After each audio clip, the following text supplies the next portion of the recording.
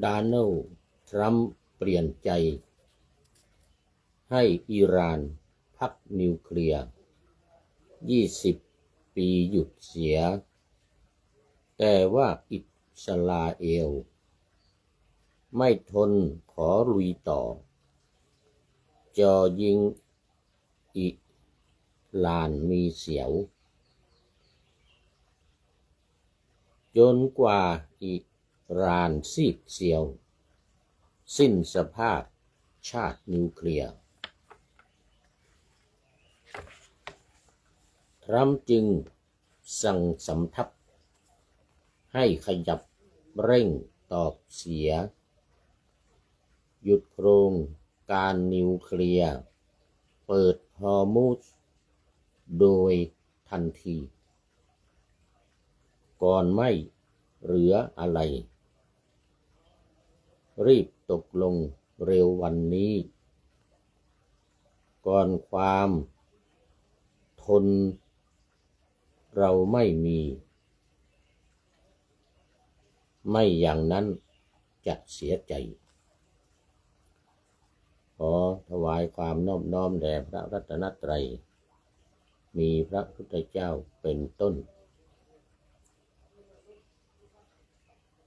ขอถวายความเคารพแด่พระมหาเถระ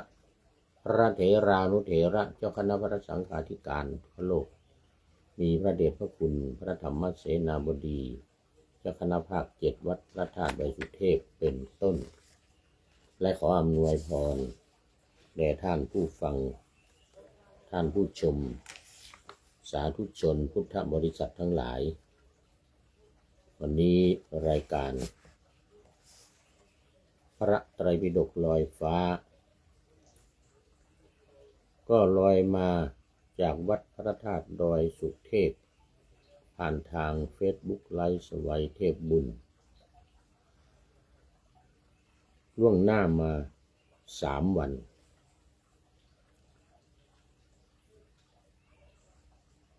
ในช่วงแรกนี้ก็ขอประชาสัมพันธ์เกี่ยวกับงานไหว้สาปารมีพระบรมธาตุดอยสุเทพเนื่องในวันวิสาขบูชาประจำปี 2569 กำหนดการในวันที่ 25 ถึงวันที่ 29 เจริญพระพุทธมนต์โดยพระสงฆ์ทรงสมณศักดิ์พัดยศวันละ10 รูปเวลา 9:30 นาทีเป็นต้นไปดังนั้นก็ขอเชิญชวนญาติโยมมาร่วมกันเป็นเจ้าภาพร่วมในการเจริญพระพุทธมนต์สมโภชน้ำสงฆ์พระราชทานของพระบาทสมเด็จพระเจ้าอยู่หัวพระวชิรเกล้าเจ้าอยู่หัวในวันและเวลาดังกล่าวโดยพร้อมเพรียงกันต่อไปวันที่30ก็จะเป็นการนำขบวนอัญเชิญน้ำสงฆ์พระราชทานขึ้นดอยสุเทพจากลานครูบาเจ้าศรีวิชัยหน้าวัดศรีโสดาเวลา 19:30 นาทีเริ่มขบวนแห่น้ำสงฆ์พระราชทานขึ้นถึงวัดพระธาตุดอยสุเทพ 5:00 หรือของอีกวันหนึ่งคือวันที่31จากนั้นก็จะมีพิธีทำบุญตักบาตรพระสงฆ์500 รูป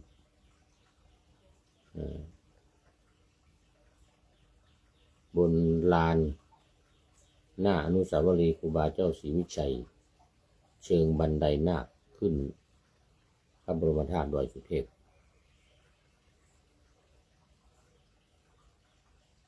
เป็นภาคบ่ายยังไม่เสร็จภาคบ่ายมีพิธีส่งน้ำพระบรมธาตุดอยสุเทพโดยมีท่านผู้ว่าราชการจังหวัดเชียงใหม่หรือผู้แทนเป็นประธานฝ่ายฆราวาสและพระเดชพระคุณหลวงพ่อพระธรรมเสนาบดีเจ้าคณะภาค7เป็นประธานฝ่ายสงฆ์เป็นเสร็จพิธี2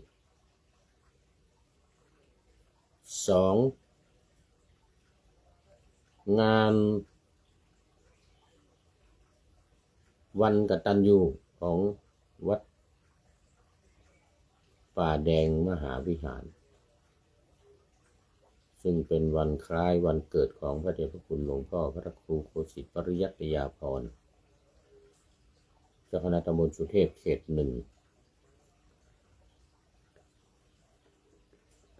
เวลา 9 นาฬิกาเป็นต้นไปมีการเจริญพระพุทธมนต์สวด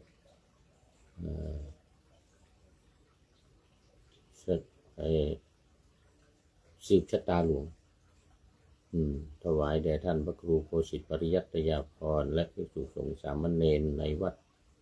ป่าแดงและคณะสัตยาญาติโยมอุปถัมภ์อุปถากวัดป่าแดงทุกคนดังนั้นก็จึงขอประชาสัมพันธ์เชิญชวนมายังญาติโยมสาธุชนพุทธบริษัททั้งหลายในตำบลสุเทพในอำเภอเมืองเชียงใหม่และตำบลลี้หลวงอำเภอลี้จังหวัดลำพูนซึ่งเป็นวัดบ้านเกิดของพระเดชพระคุณหลวงพ่อพระครูโคสิตปริยัตยาภรณ์คือวัดบ้านกลางตำบลลี้หลวงอำเภอลี้จังหวัดลำพูนให้ได้รับทราบและมาร่วมพิธีเจริญพระพุทธมนต์สืบชะตาหลวงรายการถวายทักษิณานุปทานแด่วันพระชนของวัดป่าแดงมีพระเจ้า3ฝั่งแกนและพระเจ้าติโลกราชเป็นต้นทางฝ่ายทางวัดก็อดีตเจ้าอาวาสวัดป่าแดงที่ล่วงลับไปแล้วมีครูบาอ่องเป็นต้น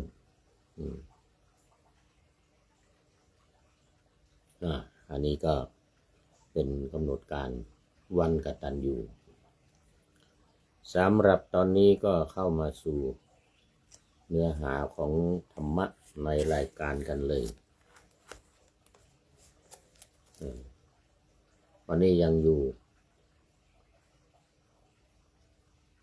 ในพระไตรปิฎกเล่มที่25เหมือนเดิม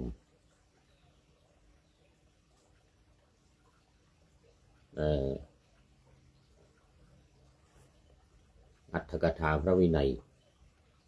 จากตติยสมันตปาสาธิกาอรรถกถาพระวินัยในหน้าที่74มหาขันธกวรรควรรณนาเรื่องลาหุลวัตถุกถาการกล่าวถึงเรื่องพระราหุลขอต้อนรับคุณโยมพิสมัยศรีเทพธรรมรงค์ตอนนี้เป็น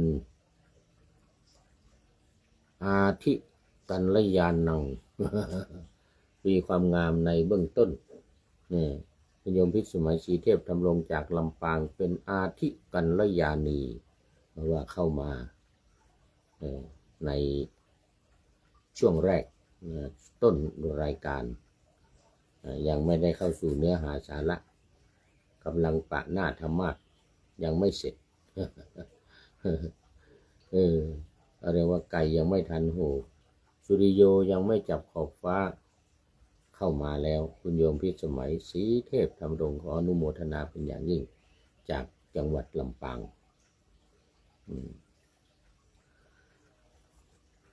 ได้เป็นอาทิกัลยาณีอาทิกัลยาณี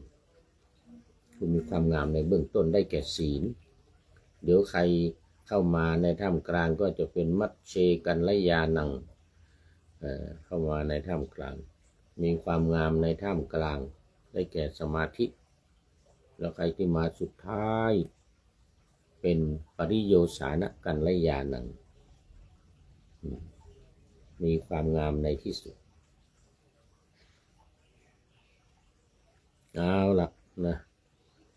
มาสู่เนื้อหาแล้วตอนนี้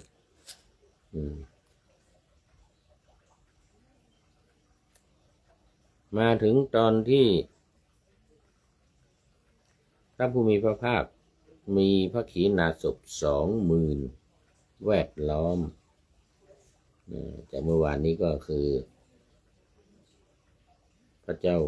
สุโธทนะเสด็จไปเองในลำดับแห่งราชกุมาร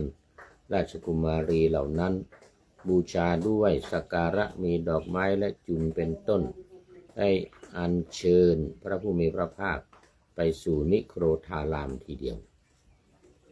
คือต้อนรับต้อนรับพระพุทธเจ้าพร้อมกับพระสงฆ์จำนวน 20,000 รูปวันนี้เราจะได้มาต่อหลังจากที่เสด็จถึงกรุงกบิลพัส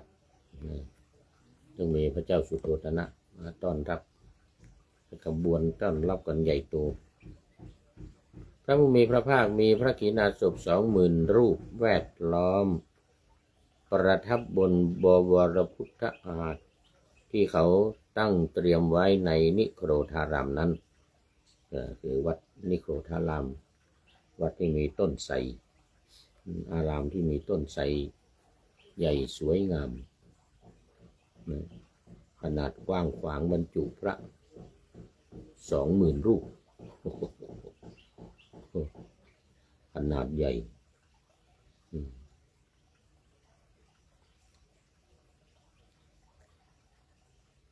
พวกสักยราชเป็นคนเจ้ามานะถือตัวจัดหนักพวกสักยราชเหล่านั้นทรงดำริว่าสิทธัตถกุมารยังหนุ่มเด็กกว่าพวกเราเป็นพระกนิษฐะเป็นพระภาคินัยยะเป็นพระโอรสเป็นพระนัดดาแห่งพวกเราจึงรับสั่งสักราชกุมารหนุ่มๆว่าพวกเธอจงบังคมพวกฉันจักนั่งข้างหลังพวกเธอเจ้าสักยะทั้งหลายนั่งข้างหลังก็ให้คนหนุ่มๆที่อายุน้อยกว่าพระพุทธเจ้าพระพุทธเจ้าตอนนั้นก็เดี๋ยวก่อน35 บวก 6เป็น41อายุประมาณ42 ปี42 พรรษาตรัสรู้มา6โอ้เดี๋ยวตรัสรู้อธุระ6 ปีพรรษาที่6ขึ้นไปจำอยู่บนดาวดึงส์อันนี้พรรษาที่7เสด็จกลับพระนครกบิลพัสปรากฏว่าเจ้าสักยะทั้งหลายมีพระเจ้าสุโธทนะเป็นต้นที่อายุมากนะอายุมากกว่าพระพุทธเจ้านะไม่ยอมกราบให้คนหนุ่มๆอายุตั้งแต่40ลงมากราบคุณโยมพิสมัยศรีเทพธรรมรงค์บอกว่ากราบไหว้สาเจ้าสาธุเจ้านะโอ้โมทนาเป็นอาทิกัลยาณีเด้อวันนี้อาทิกัลยาณีเป็นผู้ที่มีความงามในเบื้องต้นครั้นเมื่อสักยราชเหล่านั้นประทับนั่งอย่างนั้นแล้วพระผู้มีพระภาคทรงเล็งดูอัธยาศัยของพวกเธอแล้วทรงดำคำหนึ่งว่าพวกพระญาติไม่ยอมให้เราไม่ยอมไหว้เราเอาเถิดบัดนี้เราจักให้พระญาติเหล่านั้นไหว้ดังนี้แล้วทรงเข้าจตุตฌาน เป็นบาทแห่งอภิญญาออกแล้วเหาะขึ้นสู่อากาศด้วยพระฤทธิ์ได้ทรงทำปาฏิหาริย์คล้ายยมกปาฏิหาริย์ที่ควงแห่งคันดามพฤกษ์คือใต้ต้นมะม่วงนะราวกับว่าทรงโปรยธุลีที่พระบาทลงบนเศียรแห่งพญาติเหล่านั้น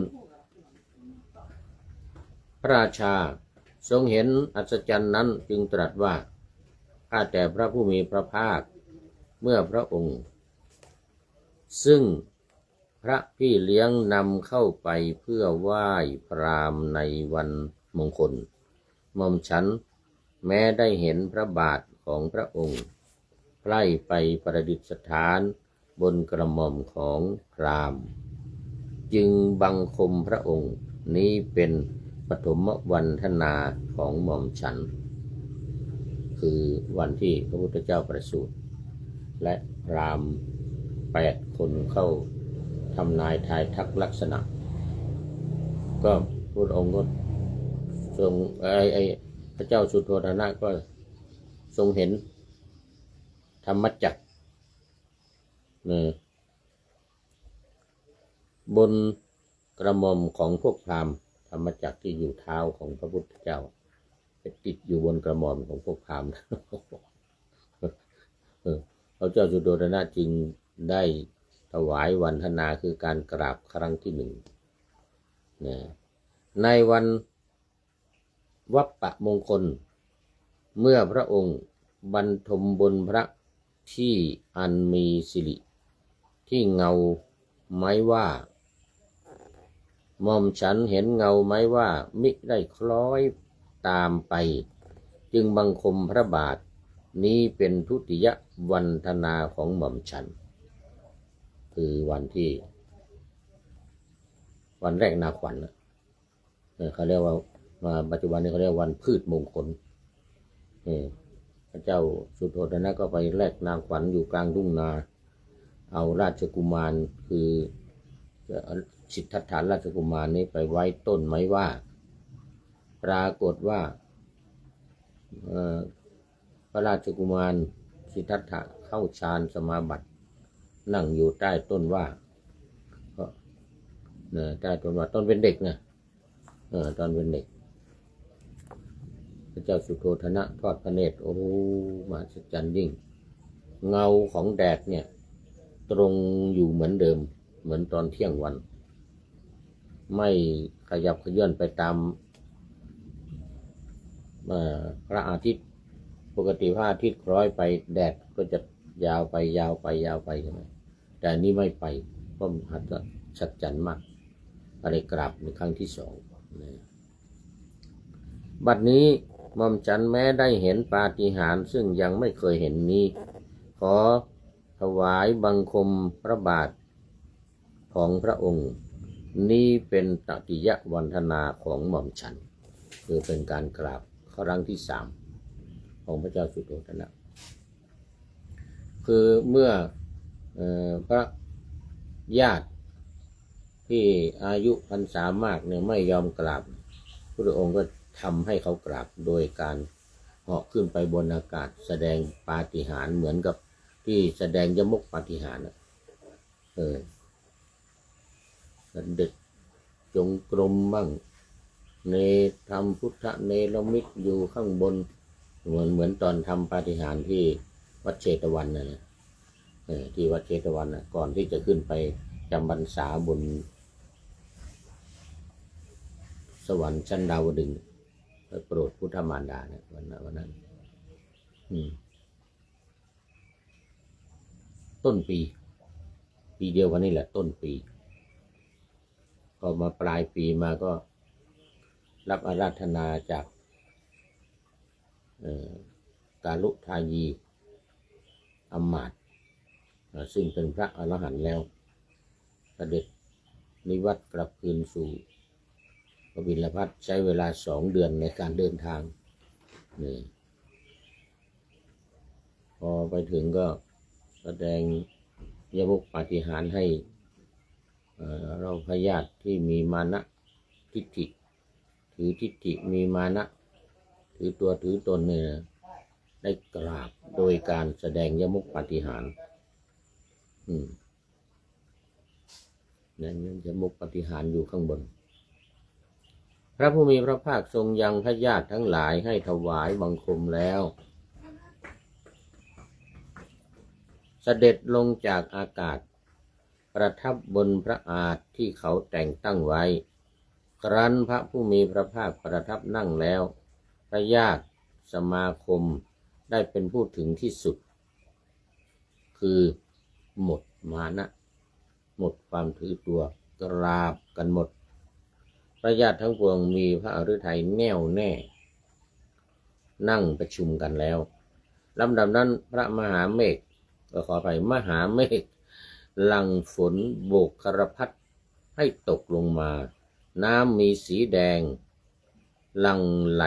ไปภายใต้น้ำแม้หยาดหนึ่งจะตกลงบนศีรษะของใครก็หาไม่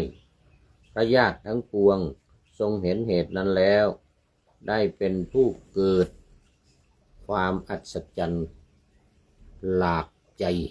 นะฝนโบกครพัดนี่มีสีแดงเพราะว่าจะตกในเวลาสำคัญนะพระพุทธองค์ตรัสว่าฝนโบกครพัดตกในญาติสมาคมของเราในการนี้เท่านั้นหาไม่ได้ถึงในอดีตการก็ได้ตกแล้วดังนี้แล้วตรัสเวสสันตรชาดกเพราะเกิดเหตุนี้ขึ้นก็ในคราวที่กันหาชาลีถูกจับไปที่กรุงศรีพีแล้วก็พระเจ้าสนชัยไทยเอาด้วยเงิน100 กหาปณะนั่นนะเสร็จแล้วก็นำกันหาชาลีก็นำพระเจ้าสนชัยพร้อมด้วยบริวารเข้าสู่ป่าหิมพานต์พอไปถึงก็เป็นกันที่12เลยกันที่11นั้นพระเจ้าสนชัยรับขวัญกันหาชาลีที่พราหมณ์นำมาจากป่าหิมพานต์พราหมณ์ชูชกเสร็จแล้วก็ไทยเอาแล้วก็ให้กันหาชาลีเนี่ยนำทัพเข้าสู่ป่าหิมพานต์พอไปถึงป่าหิมพานต์เรียบร้อยแล้วนี่ ขอไป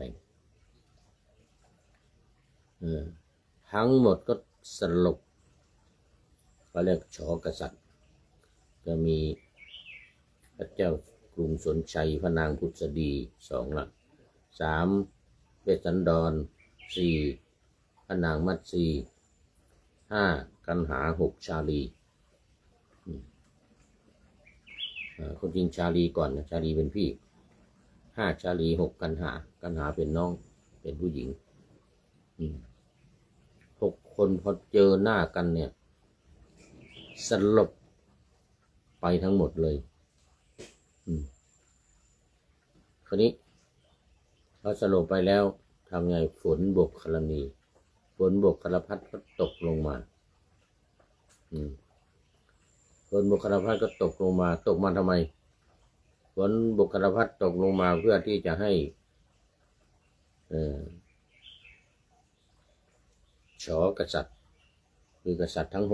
6ฟื้นขึ้นมาอันนี้ในกันฉอกษัตริย์กันที่12หรือทางภาคเหนือเราเรียกว่าสักติการสักติเนี่ยจึงมีฝนโบกครพัดตกลงมาเป็นฝนสีแดงลงมาชโลมกายของ6 กษัตริย์ฟื้นขึ้นมานี่อันนี้ก็เป็นในช่วงของที่พระพุทธองค์จะตรัสกับพญาติของพระองค์ที่กรุงกบิลพัสดุ ว่าฝนนี่ก็ตกมาแล้วในอดีตก็เล่าเวสสันดรชาดกตั้งแต่กันที่หนึ่งไปเลยกันที่หนึ่งทศพลหิมพานต์ทศพรขอไปพร10 ประการทศพรหิมพานต์ทานกันวณประเวศเข้าป่าวณประเวศเข้าป่าทานกันนี้ก็ถวายทานให้ช้างเป็นทานแล้วก็ชูชกกันที่5เราถึงเรื่องของพราหมณ์ชูชกกันที่6จุลพลเข้าป่าน้อยกันที่7มหาพลเข้าไปป่าใหญ่ชมนกชมไม้พราหมณ์ชูชกนี่นะมีพรานเจตบุตรบอกทางให้นำทางไปเข้าไปถึง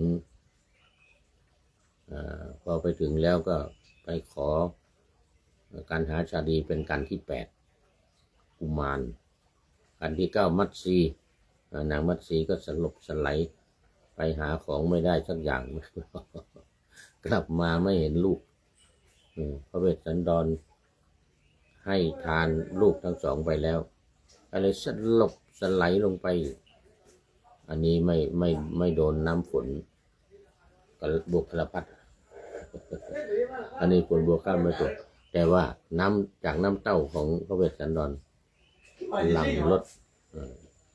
อันนี้กันที่9กั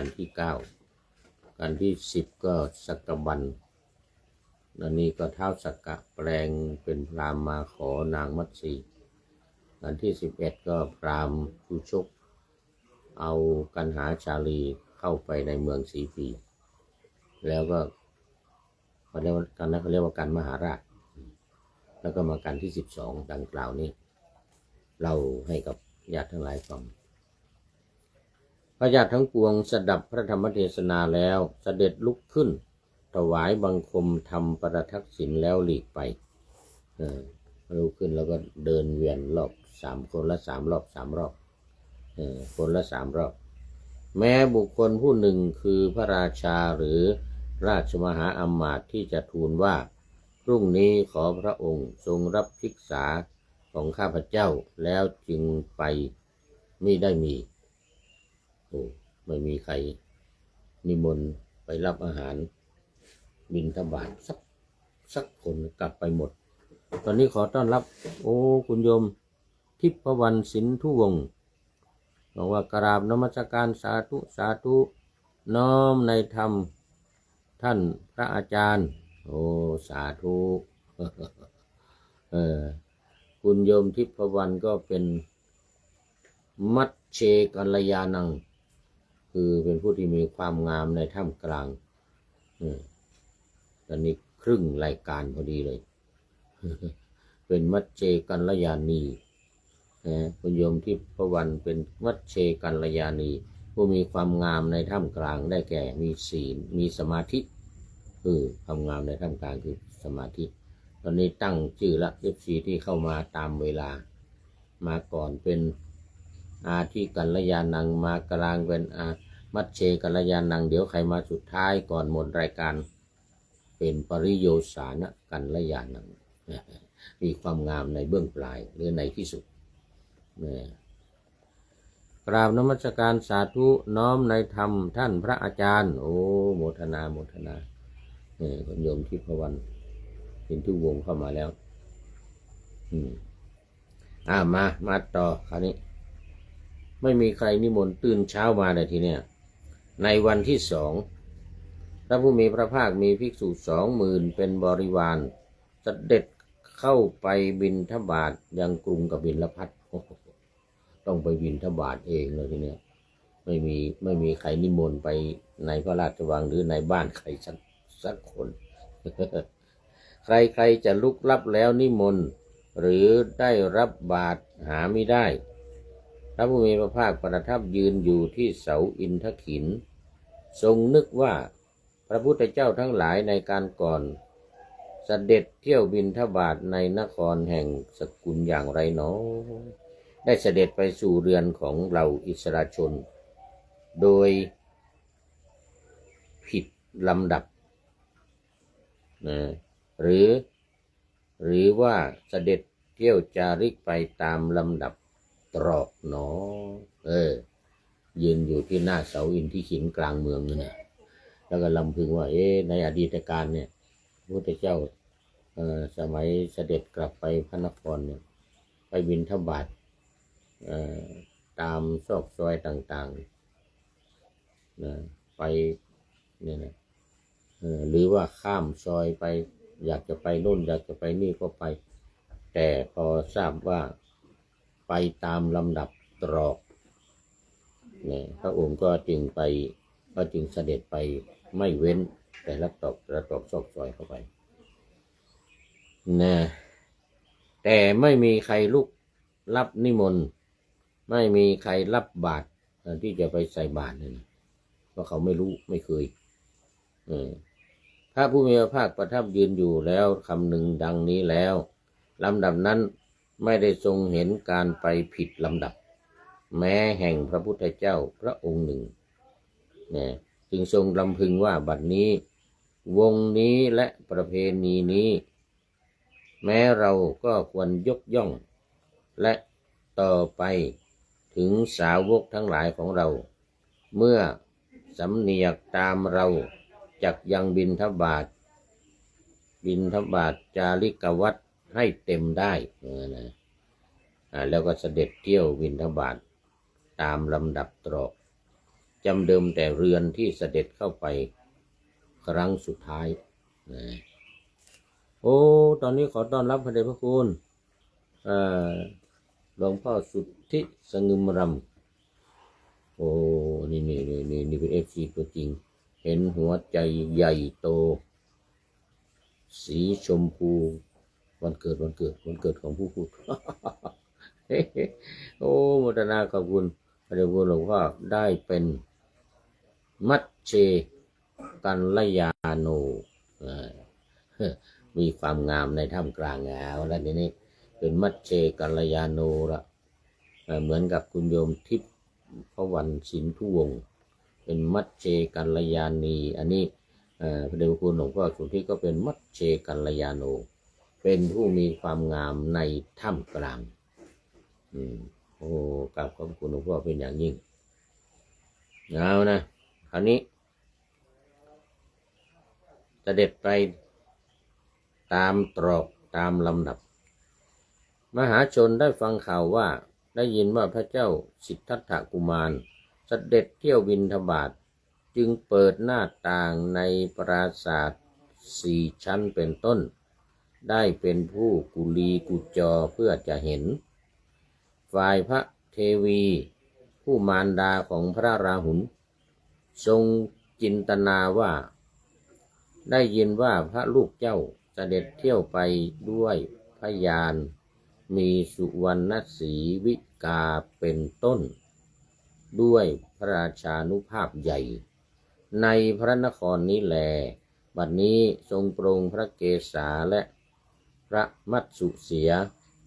ทรงผ้ากาสาวพัสมีกระเบื้องในพระหัตถ์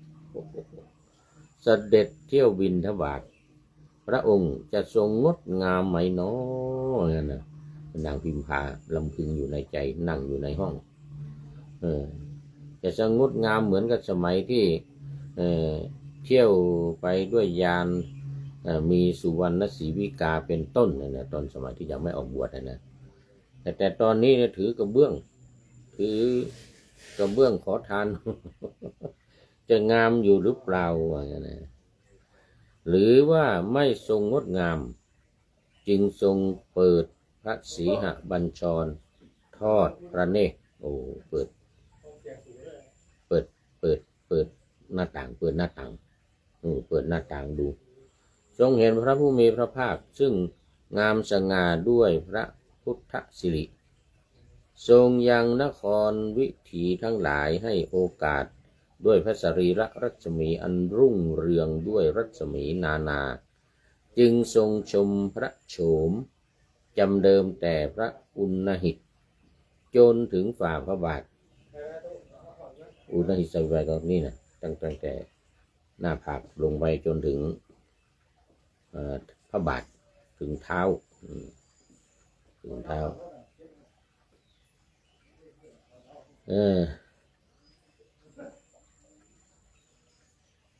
ด้วย8 คาถามีนามว่านรสีหคาถานรสีหคาถาแล้วเสด็จไปเฝ้าพระราชากราบบังคมทูลแด่พระราชาว่าอันนี้พระนางพิมพานะพระนางพิมพาพระลูกเจ้าของฝ่าพระบาทเสด็จเที่ยวบิณฑบาตโอ้พระราชาทรงสดับข่าวนั้นทรงสลดพระทัยพลางทรงจัดพระภูษาให้รัดกุมด้วยพระหัตถ์มนผมจัดให้แน่นรีบด่วนเสด็จออกไปโดยเร็วประทับเบื้องพระพักตร์ของพระผู้มีพระภาคทูลว่าพระเจ้าข้าทำไมจึงทรงยังหม่อมฉันให้ได้อายเป็นอย่างยิ่งเหมือนกันพระองค์เสด็จเที่ยวบิณฑบาตเพื่อประโยชน์อะไรเหมือนกันพระองค์ได้เป็นผู้มีความสำคัญอย่างนี้ว่าภิกษุมีประมาณเท่านี้ไม่อาจได้ภัตตร์หรือไม่ได้อาหารไม่ได้ภัตตาหารเนี่ยนะไม่อาจได้ภัตตร์หรือพระแค่20,000เนี่ยจะไม่มีอะไรกินหรือยังไงนะเอามีภาคตรัสว่ามหาบพิตรการเที่ยวบิณฑบาตนี้เป็นจารีตสำหรับวงของอาตมภาพวงของอาตมภาพนะพระราชาทูลถามว่าพระเจ้าข้าขึ้นชื่อว่ามหาสมมุติขัตติยวงศ์เป็นวงของพวกเรามิใช่หรือก็แลในขัตติยวงศ์นั้นแม้กษัตริย์องค์หนึ่งชื่อผู้เที่ยวภิกษาย่อมไม่มีในวงของเราเนี่ยมีกษัตริย์สักองค์หนึ่งไปเที่ยวขอทานเนี่ยไม่มีไปขอข้าวขอปลากินนี่นะพระพุทธภาคตรัสสนองว่ามหาบพิตรชื่อว่าราชวงศ์เป็นวงของมหาบพิตรแต่ขึ้นชื่อว่าพุทธวงศ์เป็นวงของอาตมภาพพระพุทธเจ้าทุกๆพระองค์ได้เป็นผู้เสด็จเที่ยวบิณฑบาตดังนี้คงประทับยืนในท้องถนนเที่ยวได้ตรัสพระคาถานี้ว่าบุคคลไม่พึงประมาทในบิณฑบาตอันคนพึงลุกยืนรับพึงลุกขึ้นยืนรับพึงประพฤติธรรมให้สุจริตด้วยว่าผู้มีปกติประพฤติธรรมย่อมอยู่เป็นสุขทั้งในโลกนี้และในโลกอื่นพระราชาได้ทรงทำให้แจ้งซึ่งโสดาปัตติผลในการที่จบพระคาถานี้และได้ทรงสดับพระคาถานี้ว่าบุคคลพึงประพฤติธรรมให้เป็นสุจริตไม่พึงประพฤติธรรมนั้นให้ทุจริตด้วยว่าผู้ประพฤติธรรมย่อมอยู่เป็นสุขทั้งในโลกนี้และในโลกหน้าดังนี้แล้วทรงประดิษฐานในสกทาคามิผลผู้เป็นพระสกทาคามีได้ทรงสดับธรรมปาลชาดกแล้วทรงประดิษฐานในอนาคามิผลได้ฟังธรรมปาลชาดกนะแล้วก็เป็นพระอนาคามีในมรณะสมัยเสด็จบรรทมบนพระที่อันมีสิริภายใต้แห่งสเวตฉัตรนั่นแลจึงทรงบรรลุอรหัตกิจที่จะต้องมันประกอบความเพียรในอรัญญวาสมีแก่พระราชาก็แลเท้าเธอทรงทำให้แจ้งซึ่งโสดาปัตติผลนั่นแลจึงทรงรับบาตรของพระผู้มีพระภาคเจ้าแล้วเชิญเสด็จพระผู้มีพระภาคกับทั้งบริษัทขึ้นสู่มหาปราศาสตร์ทรงอังคาดด้วยขาธนียะโภชนียะอันประณีตนิมนต์ไปที่มหาปราสาท ทั้ง20,000 รูปนั่งกันยังไงนะ บันไดก็ถ้าจะมีนั่ง แต่บ้านใหญ่มหาปราสาทบ้านใหญ่ในพระราชวัง ในเวลาเสร็จภัตกิจนางสนมกำนันทั้งปวงเว้นพระมารดาพระราหุลคือพระนางพิมพาเนี่ยได้มาถวายบังคมพระผู้มีพระภาคเจ้าส่วนพระนางนั้นแม้อัญชนบริวารทูลว่าขอพระแม่เจ้าจงเสด็จไปถวายบังคมพระลูกเจ้าได้รับสั่งว่าถ้าความดีของเรามีอยู่พระลูกเจ้าจักเสด็จมาเองทีเดียวเราจักถวายบังคมพระผู้มีพระภาคเจ้าผู้เสด็จมาแล้วเท่านั้นดังนี้แล้วก็ไม่ได้เสด็จไปคือพลังชั้นพัฒกิจเรียบร้อยในเช้าวันนั้นนางทั้งหลายพากันมาหมดมากราบพระพุทธเจ้าเว้นนางพิมพาปุลานะทุติยิกาคือพันยาเก่านางพิมพาเฮสีไม่มาแล้วก็คนทั้งหลายก็กราบขอว่าเชิญไปกราบพระพุทธเจ้านะพระนางก็ตรัสว่าถ้าความดีของเรามีเนี่ยพระองค์จะเสด็จมาหาเราเองเหมือนกันนะเราไม่ต้องไปเราไม่ไปเหมือนกันนะนายแน่มากตอนนี้ขอต้อนรับคุณโยมเฮทายสุวรรณสิงหราชนี่นานมาแล้วนะนี่ไม่เข้ามายังเป็นมัชเชกัลยาโนอยู่มัชเชกัลยานังงามในท่ามกลางเพราะว่าตอนนี้ยังเหลือเวลาอีก15 นาทีแต่จวนละใกล้จะเป็นปริโยสารเนี่ยปริโยสารนักกัลยานังมีความงามในที่สุดตอนนี้มีความงามอยู่ในท่ามกลางคุณโยมเพทายสุวรรณสิงหราชมีความงามอยู่ในท่ามกลางเหมือนกับพระเดชพระคุณหลวงพ่อสุทธิสงึมลำแล้วก็คุณที่ผ่านไปแล้วเนี่ยที่ผ่านไปแล้วโมทนาเป็นอย่างยิ่งตอนนี้ก็เข้ามาสู่เนื้อหาอีกครั้งหนึ่งในเวลาเสร็จภัตกิจเนี่ยนะพระผู้มีพระภาคทรงยังพระราชาให้ถือบาตรแล้วพร้อมด้วยพระอัครสาวกทั้งสองเสด็จไปสู่ห้องอันมีสิริของพระราชธิดาตรัสว่าพระราชธิดาจงไหว้ตามชอบใจอย่าพึงว่ากล่าวอย่างไรเลยคือกล่าวกับคนทั้งหลายเนี่ยนะบอกว่าพระราชธิดาเนี่ยพระราชธิดาจงไหว้ตามชอบใจอย่าพึงกล่าวอย่างไรเลยแล้วประทับบนพระที่นั่งอันเขาแต่งตั้งไว้พระนางเสด็จมาเร็วทรงจับที่ข้อพระบาทกลิ้งเกลือกพระเศียรบนหลังพระบาทถวายบังคมตามพระอัธยาศัยพระราชาทูลถึงคุณสมบัติมีพระสิเนหาและความนับถือมากในพระผู้มีพระภาคของพระราชธิดาก็คือของพระนางพิมพาว่ามีความเคารพนับถือในพระพุทธองค์มาก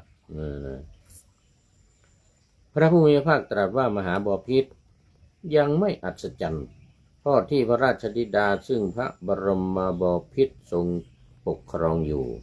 จึงรักษาพระองค์ไว้ได้ในเมื่อพระญาณแก่กล้าแล้วในบัดนี้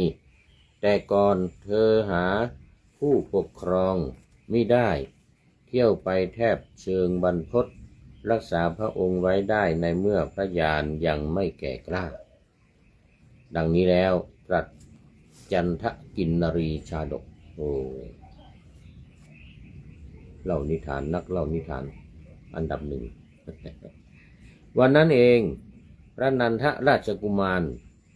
มีมหามงคล5 อย่างคือแก้พระเกศาปกติจะมัดจุกราชกุมารทั้งหลายแก้พระเกศาผูกพระสุพรรณบัตรสุพรรณบัตรนี่ยังไงในปฐมยุคราชโคทิ ก็เรียกว่าสุพรรณบัตรทองคำนะทองคำสุพรรณว่าทองทองคำ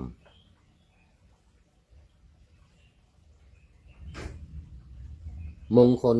อัครมงคลอาวาหะมงคลฉัตรมงคล5 อย่างเนี่ยมีมหามงคล5 อย่างพระผู้มีพระภาคทรงยังพระนันทกุมารให้ถือบาทแล้วตรัสมงคลเสด็จลุกจากพระที่นั่งหลีกไปให้ถือบาทให้ถือบาทจะเสด็จไปครั้งนั้นนางชนบทกันรยานีเห็นพระกุมารกำลังเสด็จไปจึงทูลว่าข้าแต่พระลูกเจ้าพระองค์รีบเร่งเสด็จกลับมาแล้วจะเง้อคอแลดูแม้พระนันทกุมารนั้นเมื่อไม่อาจทูลพระผู้มีพระภาคว่าขอพระองค์ทรงรับบาตรเถิดจึงต้องเสด็จไปถึงวัดที่อยู่ทีเดียวพอฉันเสร็จเรียบร้อยนี่ก็ให้เอาบาตรยื่นให้กับนันทราชกุมารที่กำลังเป็นเจ้าบ่าวกำลังแต่งงานเนี่ยนะกำลังเป็นเจ้าบ่าวอยู่เรื่องนี้เคยเล่าหลายครั้งแล้วเดี๋ยวจะว่าไปตามนี้ก่อนครั้งนั้น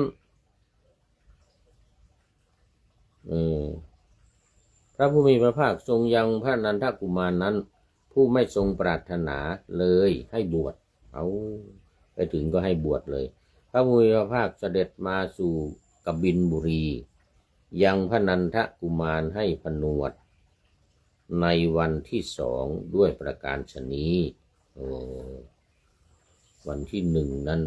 ไปบิณฑบาตทำตรอกซอกซอยจนพระเจ้าพิมพิสารมานิมนต์ไปพระราชวังและวันที่2นี่นันทราชกุมารมีพิธีอาวาหะมงคลแต่งงานในวันที่2แล้วก็รับให้ถือบาตรตามไปที่วัดพอไปถึงวัดก็บวชให้บวชเป็นพระในวันที่7พระราชมารดาทรงแต่งพระกุมารส่งไปสู่สำนักพระผู้มีพระภาคด้วยสั่งว่าพ่อเอ๋ยเจ้าจงเห็นสมณะนั้นผู้มีพันดังทองคำมีพระรูปประพันธ์ดังพรหมมีสมณะ20,000แวดล้อมพระสมณะนี้เป็นพระบิดาของเจ้าสมณะนั้นได้มีขุมทรัพย์ใหญ่จำเดิมแต่เวลาที่ท่านเสด็จออกไปแม่มิได้เห็นไปเถิดเจ้าจงทูลขอเป็นทายาทกับท่านว่าข้าแต่พระบิดาเจ้าหม่อมฉันเป็นกุมารจะยกฉัตรแล้วเป็นพระเจ้าจักรพรรดิหม่อมฉันต้องการทรัพย์โปรดประทานทรัพย์แก่หม่อมฉันเถิดเพราะว่าบุตรย่อมเป็นเจ้าของทรัพย์ของบิดาอันนี้มาถึงราชกุมารกับมารดาพระนางพิมพาก็แนะนำให้ว่านี่คือพ่อของเจ้านะเดี๋ยวเจ้าจะครองราชสมบัติต้องไปขอสมบัติอันมหาศาลของเสด็จพ่อว่าไงนะพระกุมารพอเสด็จไปสู่สำนักพระผู้มีพระภาคก็กลับได้ความรักพระบิดามีพระหัตถ์ไทยรื่นเริงยินดีทูลว่าพระสมณะเจ้าพระฉายาของพระองค์นำสุขมาให้หม่อมฉันนะแล้วได้ยืนรับสั่งถ้อยคำที่สมควรแก่คนเป็นอันมากแม้อื่นอีกพระผู้มีพระภาคทรงเสร็จภัตกิจแล้วกระทำอนุโมทนาเสร็จลุกจากพระที่นั่งหลีกไปฝ่ายพระกุมารได้ทรงติดตามทูลพระผู้มีพระภาคว่าพระสมณะเจ้าขอพระองค์ประทานทรัพย์มรดกแก่หม่อมฉันเถิดพระสมณะเจ้าขอพระองค์ประทานทรัพย์ มรดกแก่หม่อมฉันเถิดเพราะเหตุนั้นพระธรรมสังฆาจารย์จึงกล่าวว่าอนุปุเพนะจาริกันจรมาโนเยนะกปิละวัตถุเป็นต้นละทายัชชังเมสมณะเทหิดังนี้เพราะว่าอาตโขภควาอายัสสมันตังสาลีปุตตังอามันเตสิมีความว่า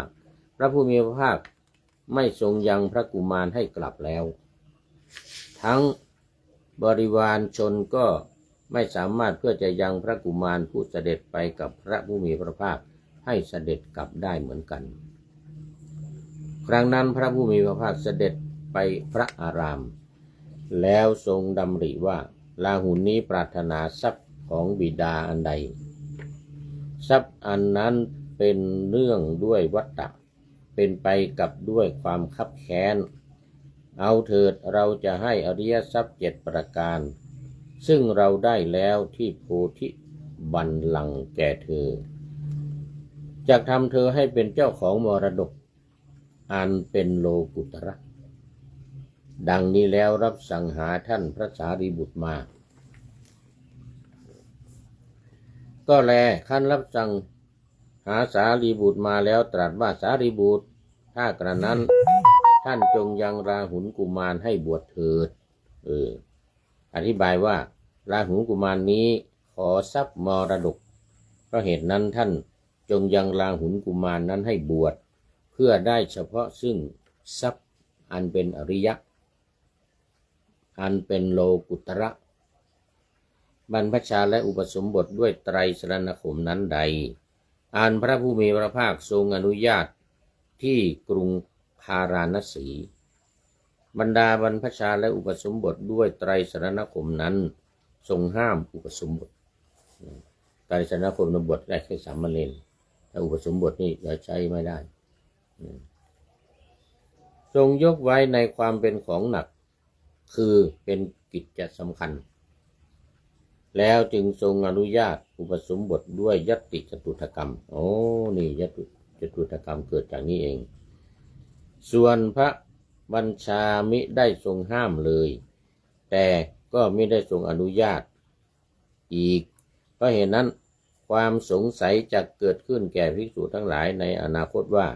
ชื่อว่าบรรพชานี้เช่นกับด้วยอุปสมบทในการก่อนแม้ในบัดนี้บรรพชาอันเราทั้งหลายพึงกระทำด้วยกรรมวาจานั่นเองเหมือนอุปสมบทหรือหนอแล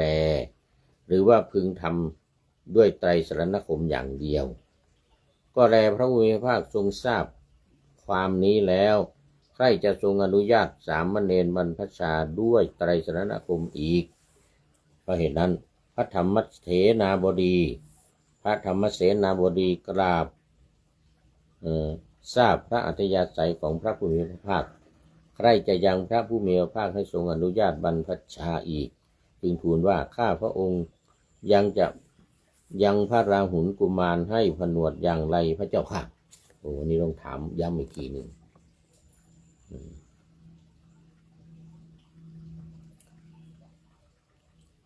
ข้อว่าอัตโขอายัสสมาสาลีปุตโต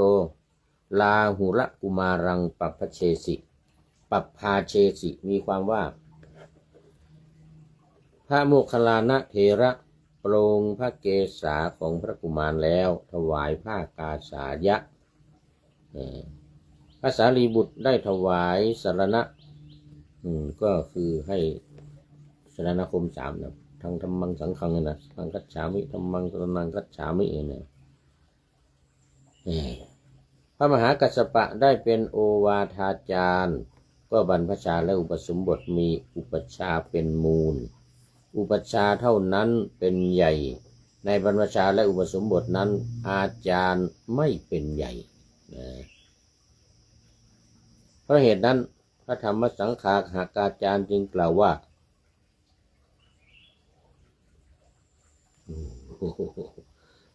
ขออภัย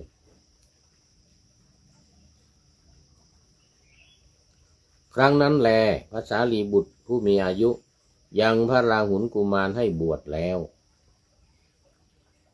ดังนี้ด้วยประการอย่างนี้คำทั้งปวงอันพระผู้ศึกษาพึงทราบว่าครั้งนั้นแลพระเจ้าจุโธทนะสักกะทรงเกิดความสลดพระทัยเพราะทรงสดับว่าพระกุมารผนวดแล้วในเมื่อเขากล่าวว่าข้าพเจ้าขอพรดังนี้โดยไม่มีระบุอย่างคำว่าจงขอเพื่อเป็นคำไม่สมควรแก่บรรพชิตผู้เลี้ยงชีวิตด้วยอุณฉาจริยาทั้งพระพุทธเจ้าทั้งหลายก็ไม่ทรงประพฤติเพราะเหตุนั้นพระผู้มีพระภาคจึงตรัสไว้ในพระบาลีนั้นว่ามหาบพิตรผู้โคตมะพระตถาคตทั้งหลายทรงเลิกพรเสียแล้วแลพระเจ้าสุโธทนะเข้าไปขอพรพระพุทธเจ้าบอกมหาบพิตรเรื่องพรนะเรายกเลิกกันไปแล้ววันนี้เอาไว้แค่นี้ก่อนเอาแค่นี้ก่อนมันหมดเวลาวันนี้คุณโยมเพทายสุวรรณสิงหาราชก็ได้เป็นปริโยสานกัลยาณังคืองามในที่สุดได้เป็นคนงามในที่สุดคือมีปัญญานั่นเองนะอันนี้ก็เป็นท่านสุดท้ายในวันนี้โมทนาเป็นอย่างยิ่งมาดูข้อคิดท้ายรายการอีกนิดหน่อยวันนี้ได้จากผู้ใดหนอแลรายงานจาก Hotspot News Hotspot News ก็เป็นข่าวฮอตร้อนอันนี้นะใจความว่าโดนัลด์ทรัมป์เปลี่ยนใจให้อิหร่านพักนิวเคลียร์20 ปีหยุดเสียแต่ว่าอิสราเอลคืออย่างนี้พระราชาขอไปติดพระราชาเมื่อกี้นี้โดนัลด์ทรัมป์ประธานาธิบดีของสหรัฐอเมริกานี่ก็เปลี่ยนใจตอนแรกว่าจะไปถล่มอิหร่านไม่ให้เหลืออะไรเลยตอนนี้พออิสราเอลขอให้ไปถล่มพระพุทธองค์จึงตรัสว่าคือผ่อนคลายลงมาว่าให้อิหร่านเนี่ยพักนิวเคลียร์ไว้ก่อน20 ปีหยุดโครงการหยุดอะไรหมดทุกอย่างแต่ให้เวลา20 ปีแต่ว่าอิสราเอลไม่ทนขอลุยต่อจ่อยิงอิหร่านมีเสียวจนกว่าอิหร่านซีดเสียวสิ้นสภาพชาตินิวเคลียร์คือจะให้ทั้งโรงงานทั้งอะไรทำลายให้หมดเสียหมดไม่สามารถที่จะดำเนินการได้ในเรื่องของนิวเคลียร์ไม่ว่าจะเป็นนิวเคลียร์ทางสันติก็ตามทำไม่ได้แต่ว่าอิสราเอลไม่ยอมบอกว่าขอลุยต่อว่างั้นนะจะต้องยิงอิหร่านให้สิ้นซากไม่ให้มีนิวเคลียร์ว่างั้นนะไม่ให้มีนิวเคลียร์ทรัมป์จึงสั่งสำทัพให้ขยับเร่งตอบเสียหยุดโครงการนิวเคลียร์เปิดฮอร์มุซโดยทันทีก่อนไม่เหลืออะไรรีบตกลงเร็ววันนี้ก่อนความทนเราไม่มีกว่าความทนไม่มีไม่อย่างนั้นจะเสียใจอิหร่านก็เลยคู่หนักอีกทีเนี่ยหนักกว่าเดิมอีกคู่หนักกว่าเดิมอีกว่าจะไม่เหลืออะไรเลยเพราะฉะนั้นต้องขยับมันนะขยับในการขยับนี้ก็หมายถึงว่าการตอบรับข้อเสนอของสหรัฐ14 ข้อให้ตอบรับมาถ้าไม่เป็นที่พอใจ ตอบรับไม่มากก็จะต้องกลับมาถล่มอิหร่านอีกเป็นรอบสองนะถล่มอีกเป็นรอบสองเลยนะเอาแล้ววันนี้ก็หมดเวลาขอบคุณฮอตสปอตที่ให้ข้อมูลข่าวกรองมาอย่างดีในวันนี้ขอนำพระไตรปิฎกลอยฟ้าไปจากผู้ฟังทั้งหลายในโลกล่าวันต่อไปจะได้จรย้อนกลับมาสู่สถานีใหม่ให้ท่านฟังอย่าลืมเปิดวิทยุหรือเครื่องรับโทรศัพท์โมบายคอมพิวเตอร์พัง YouTube เฟซเพจไลน์ให้ดังๆเพื่อชมฟังรายการวันต่อไปขอทุกท่านมีความสุขทุกคืนวันนำธรรมะประกอบการงานทั้งหลายเช่นขยันทำงานทางวาจากายใจขวนขวายกิจการงานนาบำเพ็ญสาธารณประโยชน์เว้นสิ่งที่มีโทษโหดเยี่ยงสาประกอบแต่กรรมดีมีราคาแสวงหาเงินทองครองใจคนเสียสละพละทรัพย์นับมากน้อยไม่ให้ล้านก็ให้ร้อยไม่ด้อยผลเอื้อคนรวยช่วยคนยากฝากคนจนให้ทุกคนเท่ากันมาตรฐานเดียวขอเจริญพร